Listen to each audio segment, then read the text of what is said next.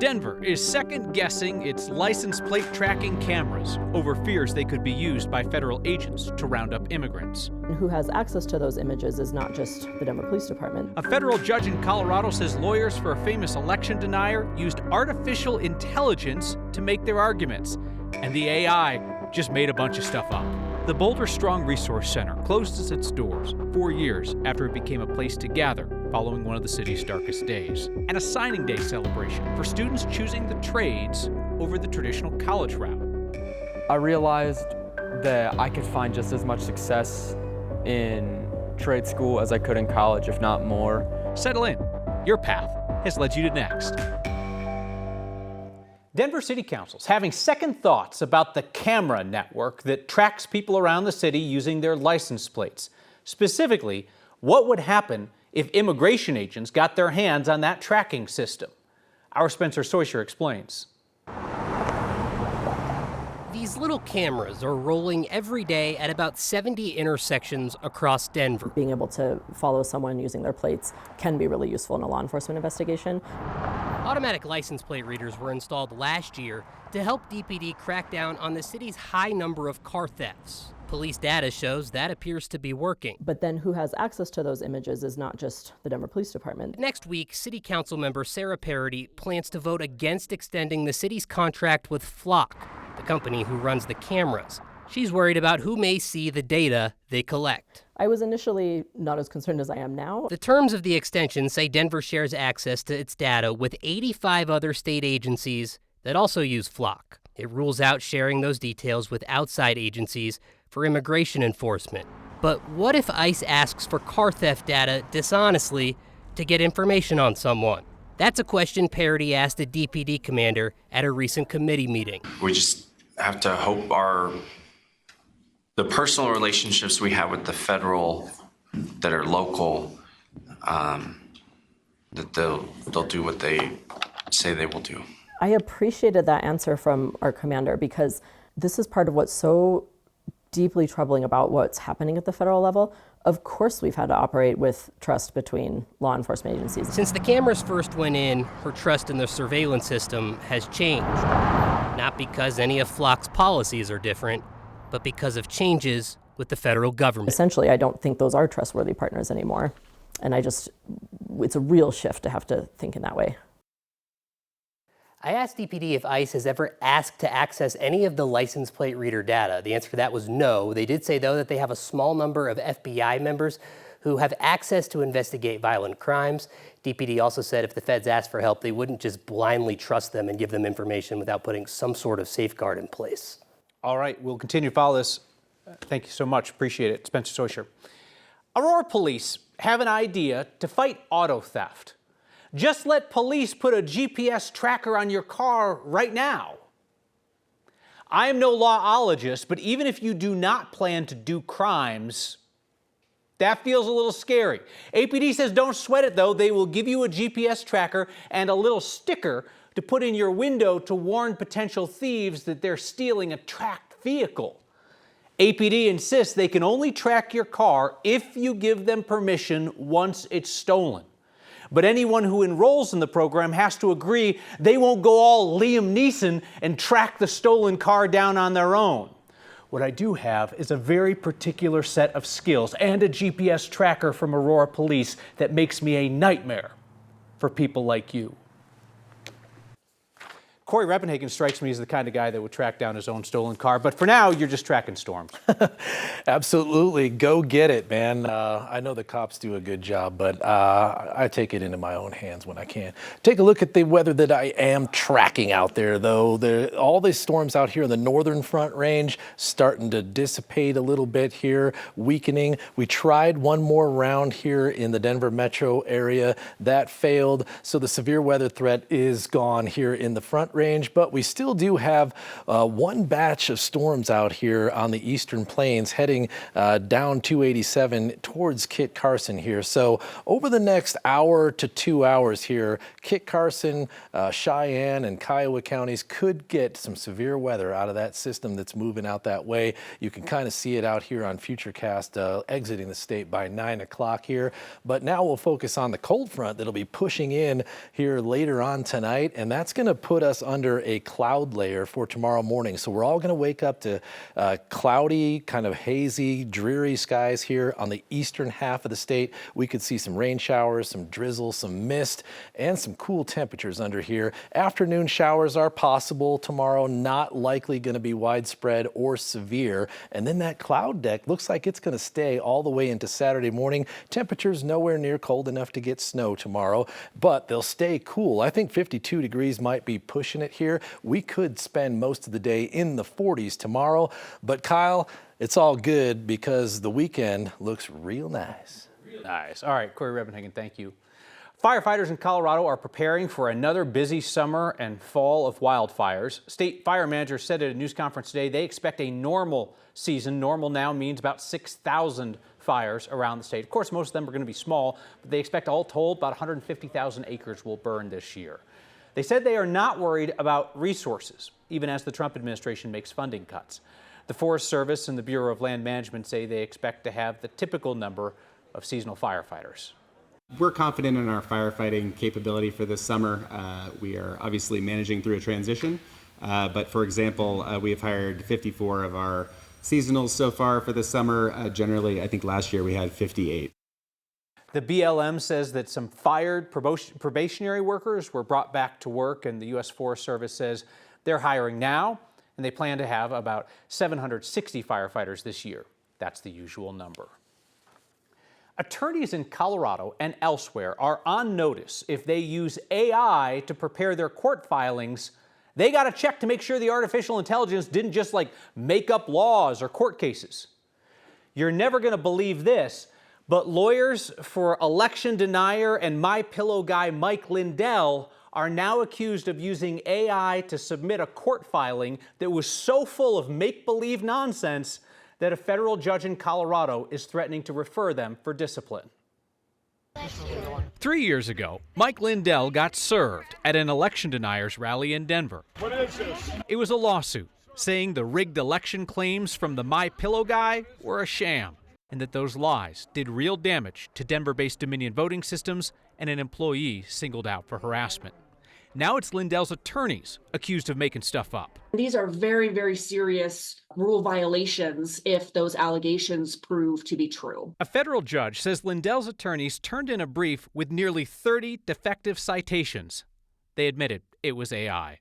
Jane Cox specializes in legal ethics at the firm Burns, Feiga & Will. Including completely fictitious sites is really egregious. U.S. District Court Judge Nina Wong agrees. She's threatening to refer Lindell's attorneys for discipline, like the loss of their license. Christopher Kochoroff represents election deniers across America.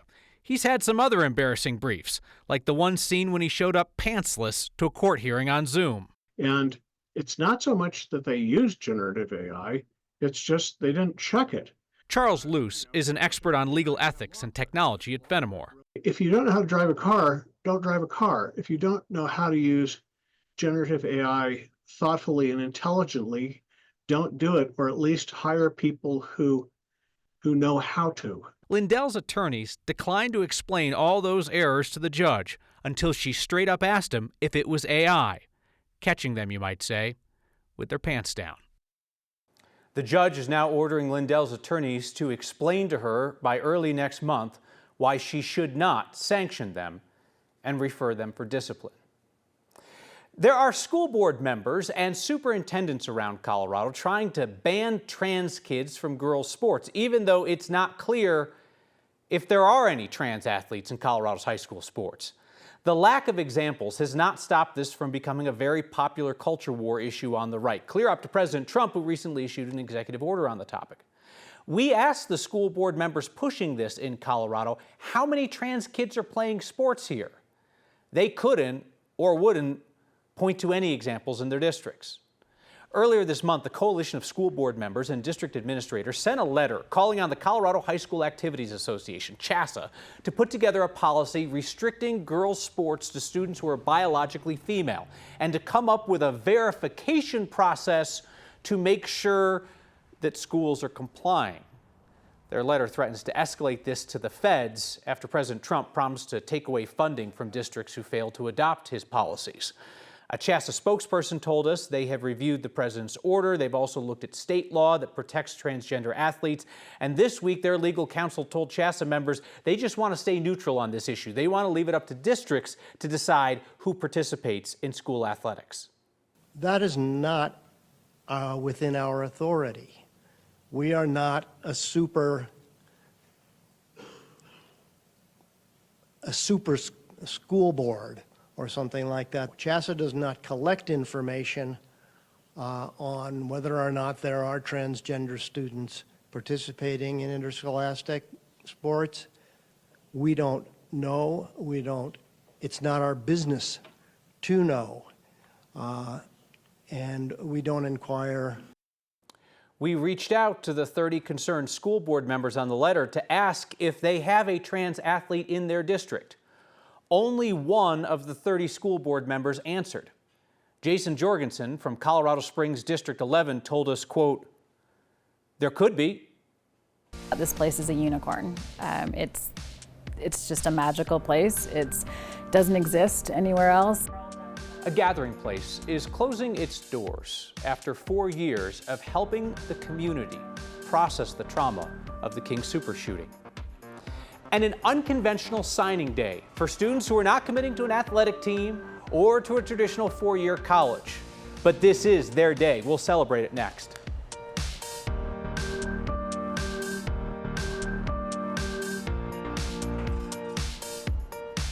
Democratic Governor Jared Polis just issued his second veto of the session. He rarely does this, but he shot down a bill that would require social media companies to ban users involved in illegal activities. The bill would have required platforms to ban accounts for people convicted of things like sex trafficking or selling guns and drugs. The bill had widespread support in the legislature. It had the backing of school districts, hospitals, the district attorney's council. In his veto letter, Governor Polis said he didn't like the idea of forcing private companies to impose penalties on behalf of the government. And he also said he worries it infringes on speech and privacy. Sponsors say they're going to try to get the votes to override the governor's veto. For the past 4 years, since the mass shooting at the Boulder King Soopers, that community has had a place to gather and heal. Tomorrow, the Boulder Strong Resource Center will close for good. Our Evan Krugel looks back on its impact. Like dismantle. The sign of a good party is often a messy house. I don't even know what to do. Julie Ratenoff has a lot of cleaning to do. Not quite this bad. Picking up from one of the strangest parties she's ever hosted. It felt very weird to have a party for an ending. Friday, the Boulder Strong Resource Center will close for good. We close tomorrow. After 4 years of using art, therapy, and community to help people heal. We're specifically here for the community. After 10 lives were lost at a Boulder grocery store in March of 2021. We've had a lot of people tell us it feels like a sanctuary to them. And this is a place that they can come and not feel judged or not feel pitied, or they can just be human again. Work that was honored with cake Wednesday night. It says thank you for being a part of Boulder Strong. One of those pieces ended up at Erica Mahoney's house. Okay, I brought a piece of cake home for my kids. There was a lot of frosting. A flavor that fit the theme of the party. I think the perfect word is bittersweet. Yeah. Erica lost her father in the shooting and has been using the center to heal and connect with others. Having a brick and mortar place that you can go to is invaluable. And I think that's what the center did. It gave us a chance to speak about our grief instead of holding it in. We've always talked about this place as a unicorn. It's just a magical place. It doesn't exist anywhere else. Even the best parties have to end. Now we're packing up. And while goodbyes are never easy, Julie says it wasn't the walls that made this place special. It was the people who gathered here and the connections they built. They're good. They did well. You guys are rehired. Now, many of the items at that center will be donated to the Museum of Boulder. They're also working to make sure people will still have access to the therapy that was provided there. But Kyle, even 4 years later, that space was still used every day.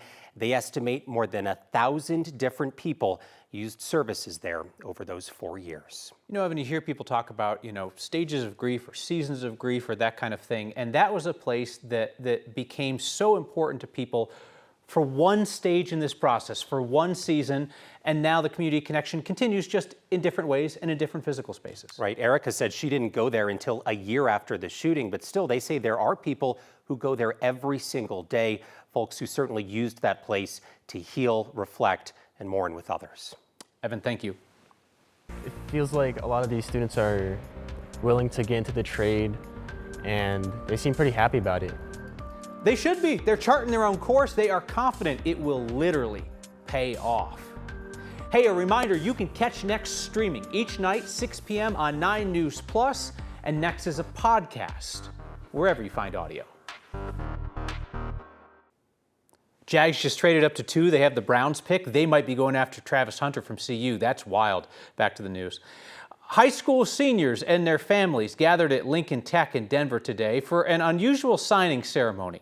Their skills are highly in demand, not for sports, for the trades. When you sign this letter today, you're claiming a seat for the summer and fall 2025. But more importantly, you're taking the first steps toward mastering skills that are in serious demand right now. It just kind of feels like it's a really big accomplishment signing up for it. My name is Alan Lawyer, and I'm going into the automotive service program at Lincoln Tech. My name is Sam Mason. I'm going here for collision repair and auto body. I guess the trades are important to me because I never really did that well in traditional school, and I always preferred to work with my hands, and I always wanted to make a difference. It was never about the money for me. It was always about fixing a problem for somebody else. Working with my hands has always just been something that's worked a lot better for me. Trade school just kind of opened my eyes to knowing that there's something that isn't college that I can get into. You know, I was a high schooler throughout the entirety of AI's rise. I kind of saw what it kept becoming. The more and more I saw it, I realized oh, this is going to replace a lot of people. I need to get into something physical. It's a lot easier to, have a robot figure out some marketing slogan than, fix hail damage. It makes me kind of happy knowing that there's a lot of people my age going into trades. It felt like I was getting myself into something that I'd be happy to work for instead of being forced to work for, which was always my issue with school. I never wanted to do any of the work, and now that I'm in a field that I'm passionate about, I'd be absolutely happy to do any of the work. Marilyn, did you see that the Jags are up at 2 now? They're going after Travis Hunter. This is big news. This is big news. She remains on the IR, but Travis is ready to play. Back with your feedback next. Feedback tonight on my observation that Corey Reppenhagen is the kind of guy who would successfully track down his own stolen car. Stephen Parker says, deputize Corey. I'm very confident he could find any thief who took his car or anything else he owns. Eric says, don't ever want to be on the receiving end of Corey's application of his particular set of skills. Henry from Highlands Ranch writes in to say, I would like to know how big your closet must be to fit all of those jackets. I'm fairly certain that is actually my wife writing in. Honey, we will talk about this later. This is not the time or the place. See you next time.